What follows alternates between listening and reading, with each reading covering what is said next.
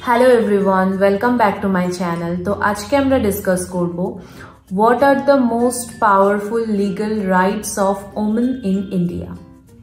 তো মেয়েদের কি অধিকার আছে in Indian law তে। তো first আমরা start করব about domestic violence. তো domestic violence মানে তোমরা হয়তো অনেকেই বোঝো যে only physical abuse বা physical violence, but সেটা নয়। ফিজিক্যাল অ্যাবিউজ ছাড়াও যেগুলো ডোমেস্টিক ভায়োলেন্সের মধ্যে পড়ছে সেগুলো হচ্ছে mental abuse, verbal abuse, sexual abuse, harassment by husband or in-laws, এই সমস্ত কিছু ডোমেস্টিক ভায়োলেন্সের মধ্যে পড়ছে। এবং ডোমেস্টিক ভায়োলেন্স হলে একটা মেয়ের কি রাইট থাকে। ফার্স্ট হচ্ছে রাইট টু প্রোটেকশন। যদি এরকম ভাবে কোনো হাজব্যান্ডের বাড়িতে বা হাজব্যান্ডের দ্বারা বা তার ইনলজের দ্বারা কোনো মেয়ে যদি হ্যারাস হয়, কোর্ট তাকে ইমিডিয়েট অর্ডার দেবে এটাকে স্টপ করার জন্য। দেন রাইট টু শেল্টার বা রাইট টু রেসিডেন্স।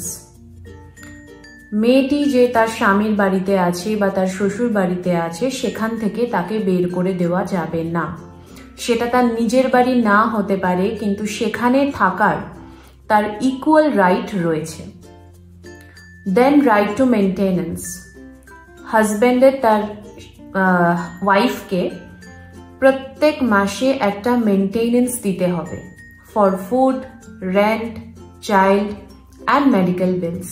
এটা তাকে দিতে হবে, হাজব্যান্ডকে দিতে হবে যদি কোনো রকম ভায়োলেন্স হয় সেক্ষেত্রে। তারপরে হচ্ছে right two complain at any time.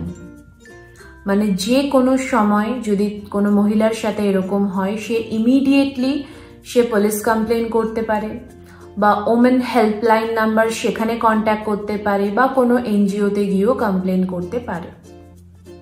এবং হচ্ছে বাচ্চার কাস্টাডি। টেম্পোরারি টাইমের জন্য কোর্ট অর্ডার দেয়, তার বাচ্চার কাস্টাডি তার মাকে দেয়, তো সেই বাচ্চাটাকে তার মা রাখতে পারবে ফর টেম্পোরারি টাইম, যেই টাইম পিরিয়ড কোর্ট দেবে। তো এইগুলো গেল অ্যাবাউট ডোমেস্টিক ভায়োলেন্স। এবার আমরা বলি ডাউরি হ্যারাসমেন্টের ব্যাপারে। তো ডাউরি হ্যারাসমেন্টের ব্যাপারে কম বেশি সবারই একটা আইডিয়া ছিল বা আছে যে 498A, বাট এখন সেটা যেহেতু চেঞ্জ হয়েছে, সেটা চেঞ্জ হয়েছে সেকশন 85 অফ BNS, যেটা হচ্ছে ক্রুয়েলটি এগেনস্ট ম্যারিড ওমেন। তো এইটার মধ্যে সেম এই জিনিসগুলো পড়ছে, যেটা হচ্ছে ফিজিক্যাল অ্যাবিউজ, ভার্বাল অ্যাবিউজ বা ডাউরি হ্যারাসমেন্ট, বা কোনো মেয়েকে ফোর্স করা হচ্ছে টাকা আনার জন্য বা টাকা দেওয়ার জন্য, এই সমস্ত জিনিসগুলো ডাউরি হ্যারাসমেন্টের মধ্যে পড়ছে। এবং ডাউরি হ্যারাসমেন্ট যদি হয় তাহলে সেক্ষেত্রে একটি মেয়ে কি স্টেপ নিতে পারবে। ফার্স্ট, সে যে কোনো সময় FIR ফাইল করতে পারবে।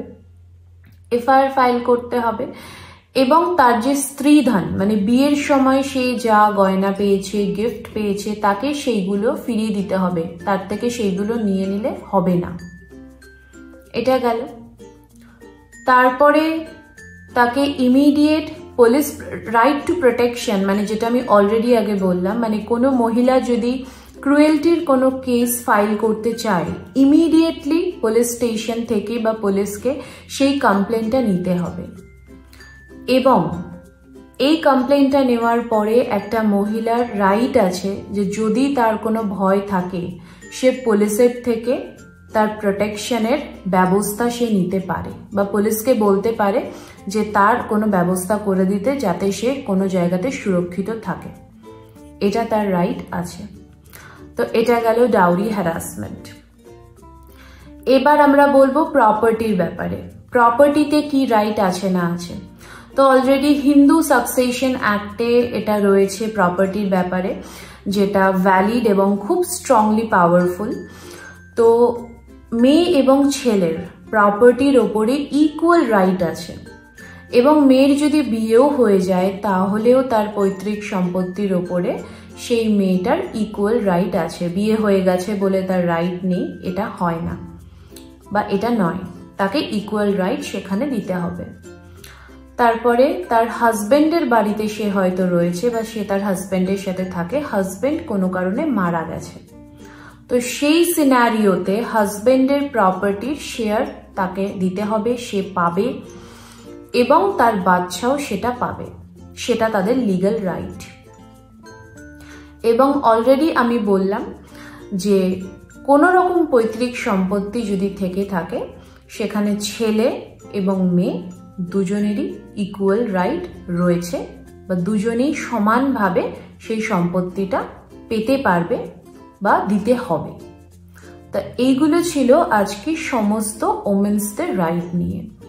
ডাউরি হ্যারাসমেন্ট, ডোমেস্টিক ভায়োলেন্স এবং প্রপার্টির ওপরে মেয়েদের কি কি অধিকার থাকে এবং তারা কি কি স্টেপ নিতে পারবে এবং কি কি তাদের রাইট আছে। আমার মনে হয় প্রত্যেকটা মহিলাদের বা প্রত্যেকটা মেয়েদের এটা জেনে রাখাটা দরকার তাদের নিজের সুরক্ষার জন্য এবং নিজের ভালো থাকার জন্য। তো আশা করি আমার এই ভিডিওটা তোমাদের সবার জন্য অনেক হেল্পফুল থাকবে। সবাই ভালো থেকো, অপেক্ষা করো পরের ভিডিওর জন্য। Thank you.